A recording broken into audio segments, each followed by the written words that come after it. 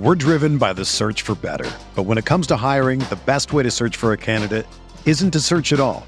Don't search, match with Indeed. Indeed is your matching and hiring platform with over 350 million global monthly visitors, according to Indeed data, and a matching engine that helps you find quality candidates fast. Ditch the busy work. Use Indeed for scheduling, screening, and messaging so you can connect with candidates faster.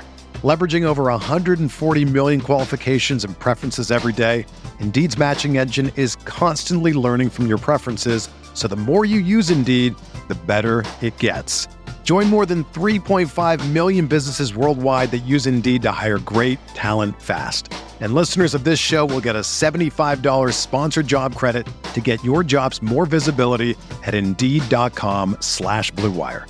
Just go to Indeed.com/Blue Wire right now and support our show by saying that you heard about Indeed on this podcast. That's Indeed.com/Blue Wire. Terms and conditions apply. Need to hire? You need Indeed.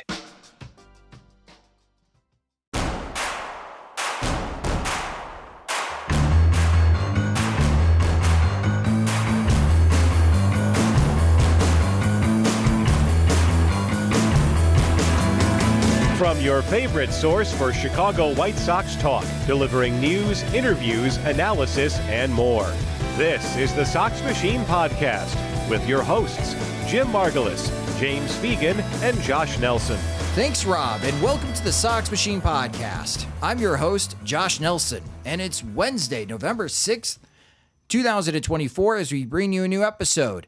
The next 2 weeks, I will be on vacation, heading to Europe. Really looking forward to this trip, but while I am away, you have this podcast episode and another one coming out on November 13th with Jim Callis of MLB.com to help recap the action down in the Arizona Fall League.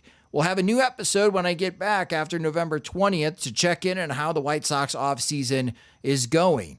Major League Baseball's GM meetings are underway in San Antonio, Texas, and not Scottsdale, Arizona, which we initially thought they were going to be at.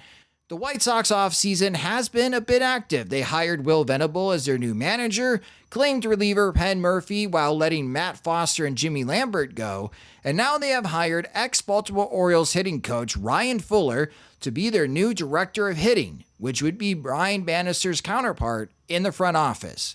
Fuller was part of the Orioles organization starting in 2019 as a minor league hitting coordinator. 2 years later, in 2021, Fuller was the hitting coach for the Orioles AA affiliate, and in 2022 took over as the major league hitting coach in Baltimore. In his first season, the Orioles offense had a team .695 OPS, but as the young position players joined the organization, that team OPS rose to .742 in 2023 and .750 in 2024. Good for fourth overall in Major League Baseball.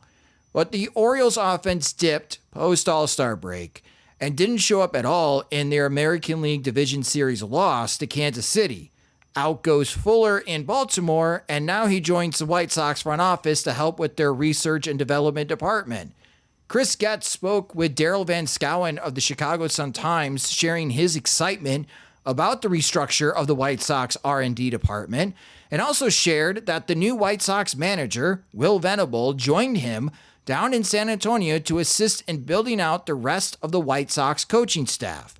For those coaching updates, when they come in, check in at SoxMachine.com and follow on social media at Sox Machine and our beat reporter, James Fegan, at JR Fegan.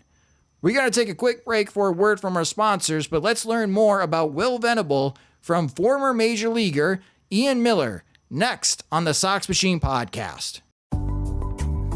Future you faces some big expectations. Work out more, go to bed earlier, and most importantly, make smart money decisions. Thankfully, today you has Bank of America. One place with tools and guidance to help balance tasks from budgeting to saving. So you can just be you with big plans. Do more with a bank that asks, what would you like the power to do? Explore our tips and more at bankofamerica.com/futureyou. At Sierra, discover top workout gear at incredible prices, which might lead to another discovery. Your headphones haven't been connected this whole time. Awkward. Discover top brands at unexpectedly low prices. Sierra, let's get moving.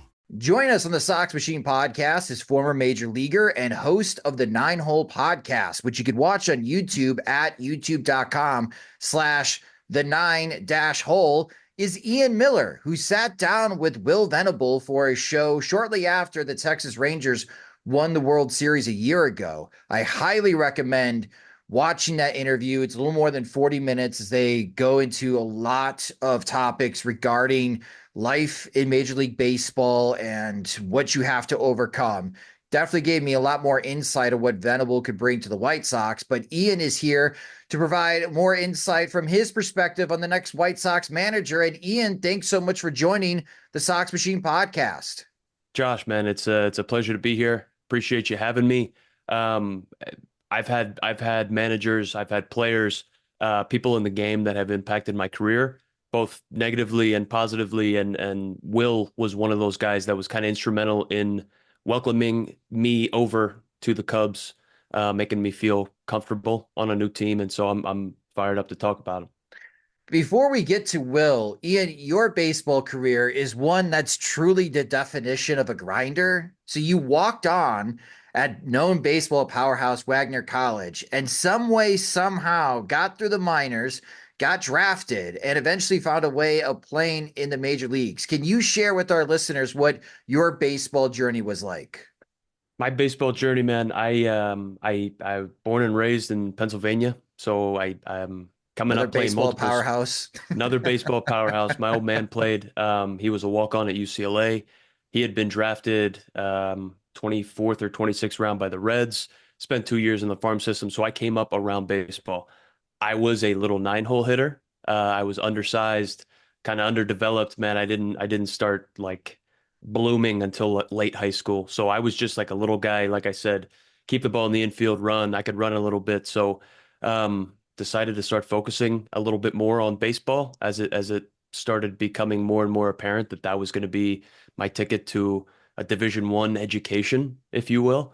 And so kind of like I went all in on a walk-on spot after Joe Laterio at Wagner College had seen me lay down a bunt, and he's like, "Man, you're good enough to walk on here. Like, let me know if you're coming." I'm like, "All right, dude, I'll be there." And so ended up walking on, ended up getting a spot, ended up grinding, did the 9-hole hitter thing even more. I had to create a name for myself. Ended up going to Alaska, setting the stolen base record, beat out, Jacoby Ellsbury's stolen base record, kind of put myself on the map amongst the big boys, if you will. Yeah. Came back junior year, had a good year, got drafted. And so that kind of started the ascension through the minor leagues. Hit every level, dude. Like I was grinding, exactly like you said. Didn't sign for a whole lot of money, especially coming out of college. So, whatever money I did sign for, I blew that rather quickly because there's not a whole lot of financial education wrapped around this, especially with athletes now making a whole bunch of money. That's a whole different story. Ended up getting to the big leagues, man. Got a September call up with the Twins amidst a playoff hunt. And so I got to kind of experience what winning baseball was like in 2019. And then I got a chance with Chicago as a minor league free agent, 2020 COVID year. Thought I was going to break spring training. Played my tail off. Things didn't work out with COVID and all that crazy stuff. So ended up being up with the Cubs for a week. Played one more year with the Cubs, and then that was it, man. So now with the 9-hole, as you alluded to, I got my own podcast, man. I'm just trying to provide like baseball development, baseball education to the next generation and just tell them like, hey, I was a 9-hole hitter from little league to the big leagues. It's called the 9-hole, right? I did it. You can do it. Here's my story. Here are the guys that come on like Will Venable, who helped me with my transition into a new team, made me feel extremely comfortable, like fired me up, kind of got the most out of me. That's what I'm doing over here. So I have guys of that caliber come on, especially like college coaches, MLB players, stuff like that. That's awesome. And you're crossing paths with Venable in 2020. What was that like working with Venable, especially as you mentioned, just the more we get away from 2020, the more I look back at that season, even though it was a good season for the White Sox, it's just a crazy year for baseball altogether. So how is it like for Venable coming into a crazy situation? So Man, he's extremely laid back. So there was a whole bunch of, you know, hectic stuff going on, obviously, in that year with testing, COVID, restrictions, all this stuff. So everything was kind of restricted. The whole world was turned upside down. And that dude was like calm, cool, and collected the whole year when I was up there. But more so, I spent the most time with him in spring training. So him kind of getting me acclimated to a new team, bringing me in. Uh, I felt like, honestly, that he was that bridge and that gap between the players and the coaching staff. So obviously, Will Venable was on the coaching staff.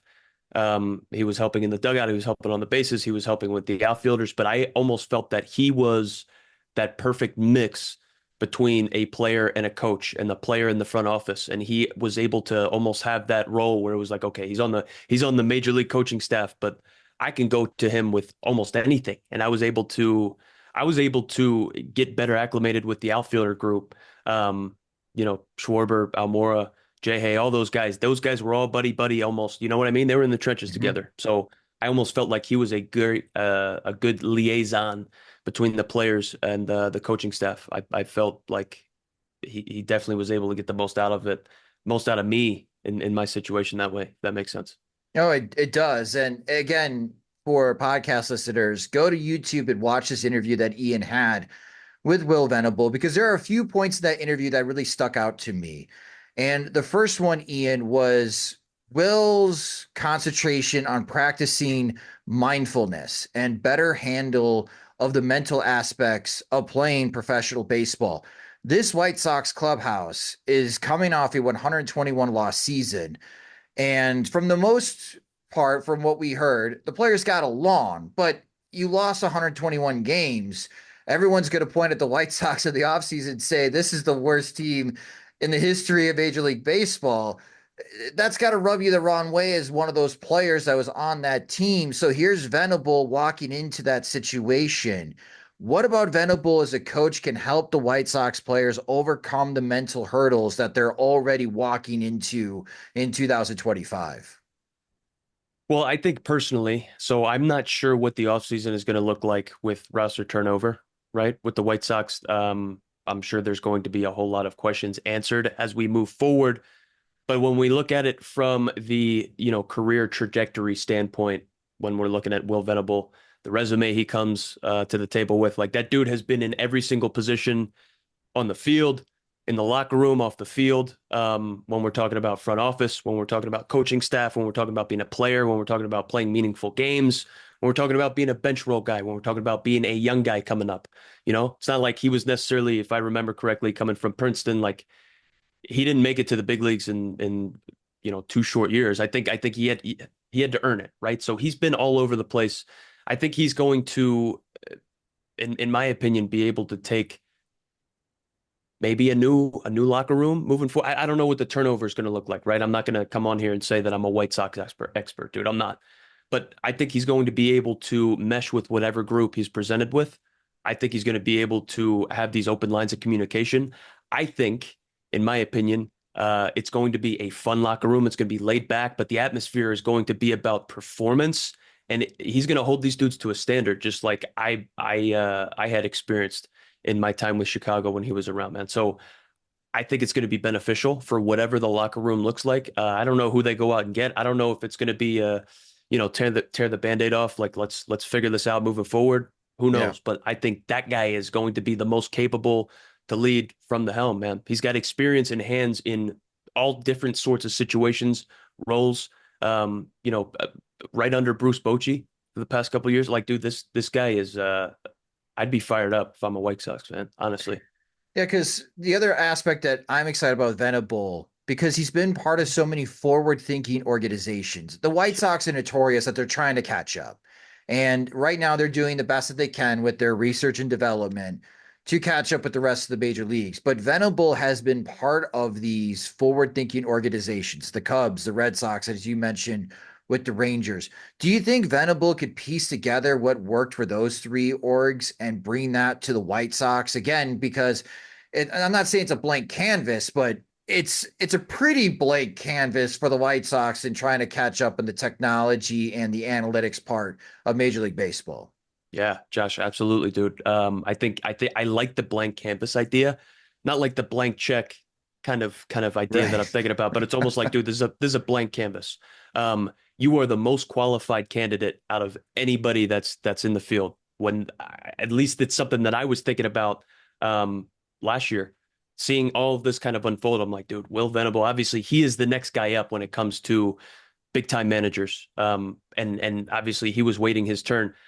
I think he's able to take all this stuff and piece all of the winning aspects, right? From Boston, from Texas, from Chicago, and bring it here and start his own thing. I think there's going to be, look, I'm not going to say there's going to be no pressure on Will Venable, but what are the expectations moving forward? I mean, you can't put a whole bunch of you can't put a ton of Yeah. expectations and pressure on the dude for his first managerial role. He's been waiting for it. We've all been waiting for it. We know that he was next in line, but I think he's going to be able to play his game with I'm not saying no strings attached, but I think that the blank canvas idea, like you're saying, Josh, it's going to be awesome. So I think he's going to have flexibility. I'm not comparing the White Sox to Cleveland, but Hmm. look what Cleveland was able to do this year. I'm not saying that this is the same situation, but in my opinion, there wasn't a whole bunch of big names. They were able to piece stuff together and come alive when it really mattered. I think this guy knows how to win in big situations. He's got experience. He's played meaningful baseball. He's won meaningful baseball games.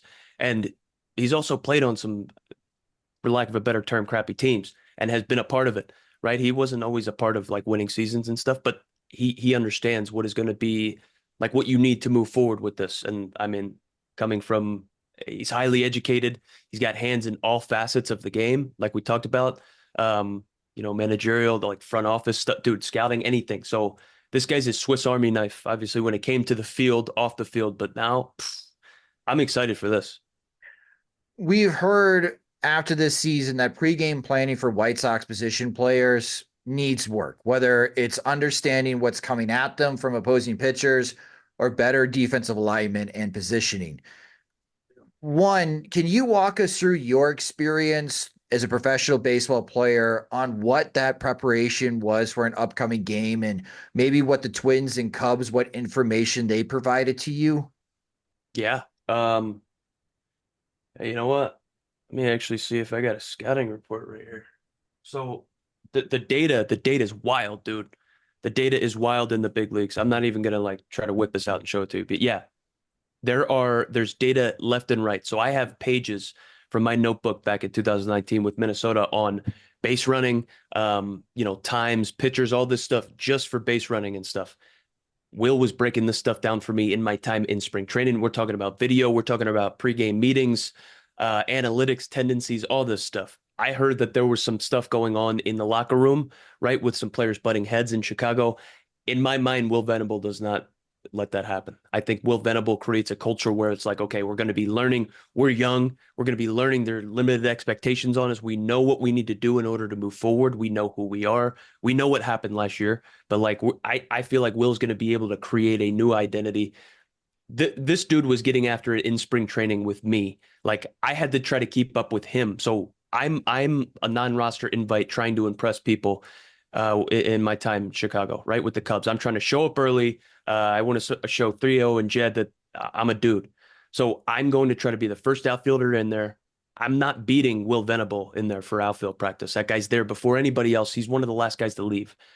I'm not sure what that's going to look like from like a pregame meeting point of view, but I know if there is going to be stuff that needs to be done and needs to be prepared in order to get a team or a lineup the best chance of success in a 9 inning game, that guy is going to have that stuff. That guy's going to be able to have it prepared and present it in a way that is, I think, beneficial maybe to a rebuilding team or a team that is coming off a down year.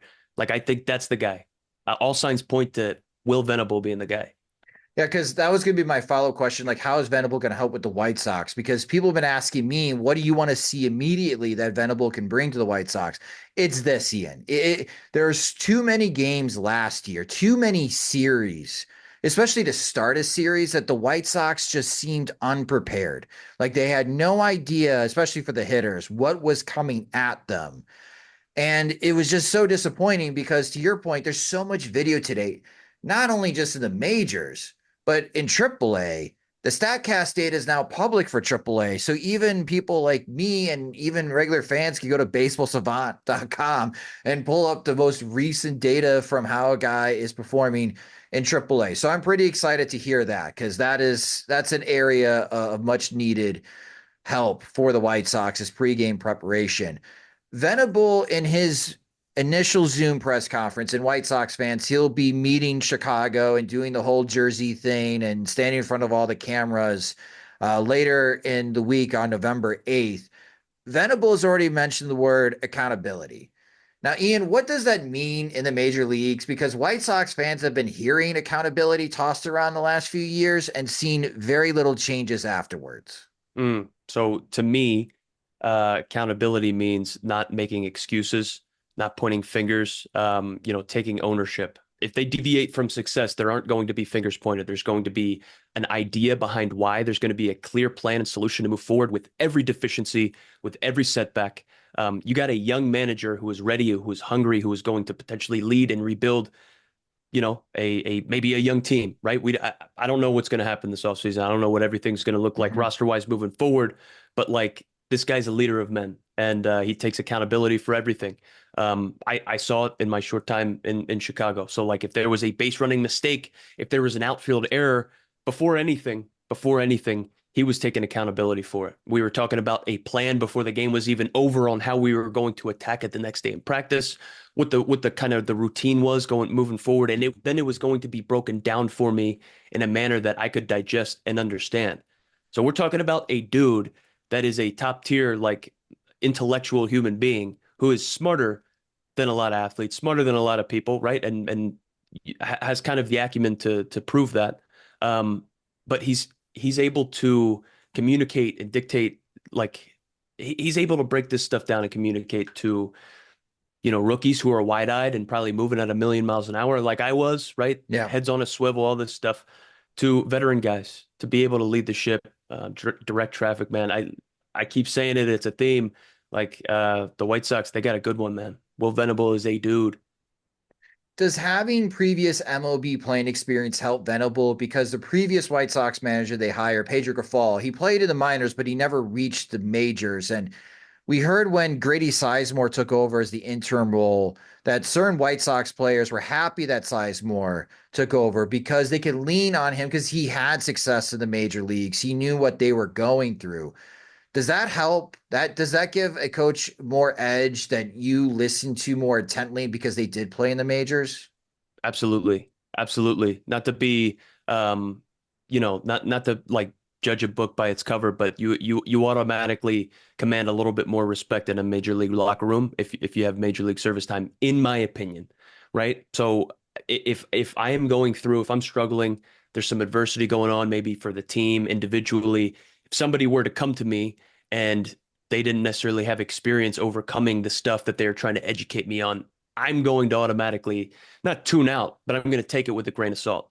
If there is a guy who has experience in all aspects of baseball development, baseball operations, front office, like scouting, I'm going to be listening to what he says, because that's a dude that has practiced what he's preached at the highest level consistently over and over again for different teams at different positions. And he's proven that he can do it. So that's the type of dude that walks into a locker room, and when he talks, people listen. And I heard that Sizemore was welcomed in, maybe rallied the locker room a little bit more. I think that personality might be great as a great compliment to Will Venable. I don't know in what capacity it's going to be, right? They're still kind of figuring it out, but that could be a great dynamic duo. Another one that I think is a total, like, coin flip. Of course, this is just wishful thinking. I love Mike Napoli. And these guys have a relationship kind of behind the scenes. I don't know in what capacity that would fit in, but I know Mike Napoli wants to manage one day. Imagine Napoli, at first base or something. That would be crazy. Who knows? But yeah, I love Will Venable for this hire, man. I think if I'm a White Sox fan, this is firing me up, making me look forward to the future. Well, again, subscribe to the 9-Hole podcast. You can watch it on YouTube. It's a fantastic show, really providing great insight in today's game, whether that's coming up through the minors and getting to the majors like Ian did, or like he mentioned earlier in the segment, speaking with college coaches, what college coaches are looking for. So if you have a teenager right now that is interested in baseball and maybe playing some college ball, definitely subscribe to the podcast and reach out to Ian. You can also follow the 9 Hole Podcast on Twitter. It's at the 9 Hole Podcast. Ian, this was terrific insight. Thank you so much for joining the Sox Machine podcast. Josh, it's a pleasure, man. Thank you for having me. Hope to be back again soon. That will do it for this episode of the Sox Machine podcast. Thank you guys so much for listening. If you just discovered the Sox Machine podcast, you can subscribe to the show wherever you listen to podcasts, such as Spotify and Apple Music. You could also watch the show on our YouTube channel at youtube.com/Sox Machine. Follow us on social media. We're on all the platforms at Sox Machine. You can follow our beat reporter, James Fegan, at JR Fegan. You can follow me at SoxMachine_Josh. If you enjoy our work at Sox Machine and would like to help support us and gain full access to all of our coverage of the Chicago White Sox, sign up at patreon.com/Sox Machine.